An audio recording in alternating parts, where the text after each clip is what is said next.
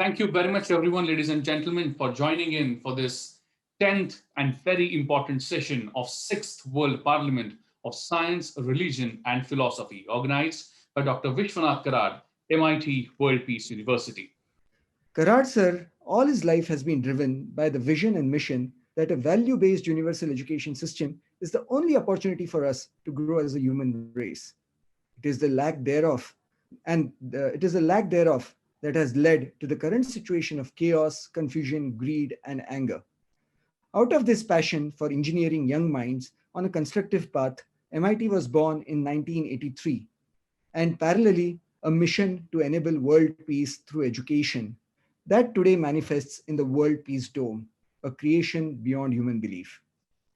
Today, we are coming together to celebrate the epitome of that, a partnership between Dr. Vishwanath Karad, MIT World Peace University, represented by the young and dynamic torchbearer of the vision of his father, Mr. Rahul V. Karad, and the Foundation for Universal Responsibility of His Holiness the Dalai Lama, represented by my friend and mentor, Shri Rajiv Mehrotra, to jointly create a chair dedicated to the studies of ancient Indic knowledge systems, the Nalanda traditions, and the teachings of His Holiness the Dalai Lama. Mine are not standard welcome remarks, and that's the reason I'm taking liberty to speak slightly extra, because I have to lay the context for this session.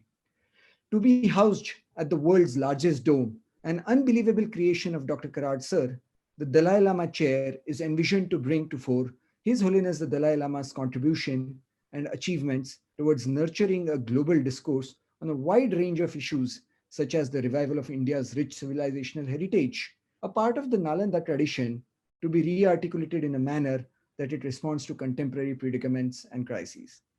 Celebrating diversity, especially in today's times, the relationship between the different religions and intellectual traditions. It's about strategies to nurture universal values, independent of any particular faith, caste, or creed. It's about enabling conversations between science and spirituality, the core belief of MIT World Peace University. I have no words to express all the time this happiness. This is the 6th Parliament of Science, Religion and Philosophy, what we are conducting, Raju. And I recollect His Holiness participated 4 times in the MIT Group of Institutions program. I don't know whether you have this record, and what a good fortune after 25 years now that there is the blessing from His Holiness that he has shown the interest in our organization, and thanks to Rajiv Mehrotra ji, who is heading the very important foundation directly founded by His Holiness, and there is this keenness to establish this very important chair in the area of the Indic studies on future of world peace, and I think all these areas are so important. We all know. I start with a short prayer to my teacher, His Holiness the Dalai Lama, and his root mantra as the embodiment of the Buddha aspect of compassion, Avalokiteshvara, is Om Mani Padme Hum. Om Mani Padme Hum. Om Mani Padme Hum. So may the blessings of His Holiness and His compassion bear upon our aspirations and our work together with the MIT World Peace University. The Foundation for Universal Responsibility of His Holiness the Dalai Lama is looking forward to signing our Memorandum of Association with the World Peace University to set up a Dalai Lama Chair as a precursor to a Center for Indic and Dalai Lama Studies as a rigorous academic space that will nurture the study of India's rich civilizational heritage and its diversity. It's inspired by one of the greatest universities in Indian history, the Nalanda University, of which His Dalai Lama is the preeminent heir, certainly in today's times and in history. We will explore together areas such as the study of the world's religions, interfaith harmony, the conversation between science and spirituality, faith traditions, world peace, et al. The focus will be on ways in which this can offer insights and solutions to contemporary and future challenges. I hasten to add that His Holiness describes India as the guru for him and the Tibetans as the Chelas. And he feels that it is now the turn of the Chelas to work to help revive the great heritage of India. It is today one of his major personal commitments, and our partnership with MIT is an important step in fulfilling that aspiration and that direction. At the core of this effort is, what is it to be Indian? What is the heritage that defines us?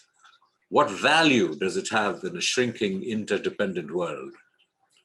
The lectures and the chair and the center will posit that the Indian heritage has traditional perspectives and achievements that deserve to be assimilated into the common legacy of mankind, out of the conviction that they can provide valuable vantage points from which solutions and alternatives to today's problems might emerge. We are talking here about India becoming a Vishwaguru. We need to draw on the rich Indian tradition, the methods of education embodied in its great universities, like the Nalanda University, and to go beyond talk and public policy. What was the essence of the Nalanda tradition?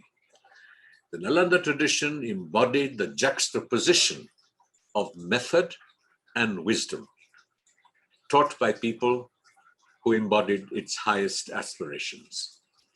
It emanates from who we are and how we work together in this very important enterprise. Don't get locked up outside, but get locked down inwardly. And therefore, this is a time when we should re-emphasize calmness. Rather than calling it meditation, we call it prayer, Right. Silent prayer, which will lead you to meditation. Meditation is very hard to practice. Silently Absolutely. you pray. If you believe in God, you pray to one. If you do not believe in God, you pray to the supreme intelligence which is guiding the universe. Einstein said, my religion consists in a humble adoration of that supreme intelligence, which we can understand only in the most primitive form. And I have a tremendous sense of satisfaction that yes, something very unique, because today I don't see such a noble soul possibly in the whole of the world. Whenever I look for some person worthy of it, I have been dreaming this for quite some time. And I can see that this very chair, which will certainly speak the Panchasil of Tathagat Gautam Buddha, the message of peace of Mahatma Gandhi, and the very message for the well-being of the entire mankind, with the purity of heart, purity of mind, and purity of thought, and purity in action. Yes. That is what Dalai Lama Ji, and this chair has certainly the fortune of carrying this message to the well-being of mankind. The MIT World Peace University is known to be among the top education institutions in India. Today, it is the epicenter for imparting a holistic, value-based education for the promotion of universal culture of peace and welfare among the youth. It does sound very unconventional in the present day scenario, where our youths are striving for materialistic gains and chase their dreams accordingly. But if we look at the world from what it has achieved as of now, universal culture of peace and welfare is the most essential element in development of humanity. I salute the founder of the university, Professor Vishwanath Karatji, to have understood the very basic as well as the prosperity of humanity on this earth. His Holiness, the 14th Dalai Lama, as his name means, the ocean of wisdom. He is the icon of peace and Nobel laureate who championed for peace in the current times. He is to 21st century what Mahatma Gandhi was to 20th century. Despite losing his country to the Chinese in 1959, His Holiness always advocated for humanity, love, compassion, and large-heartedness to everybody, even to the Chinese who conquered his country. He advocates the only human approach to all adversaries can resolve conflicts, and this can be achieved through proper education of our younger generation to be better human beings. The World Parliament of Science and Philosophy is indeed a noble contribution to humanity being made by the MIT World Peace University. I believe your efforts will definitely bring in much required change in the present era. And by saying so, I once again would like to convey my best wishes and thanks to Professor Vishwanath Karatji. Yeah, we declared the Dalai Lama Chair open.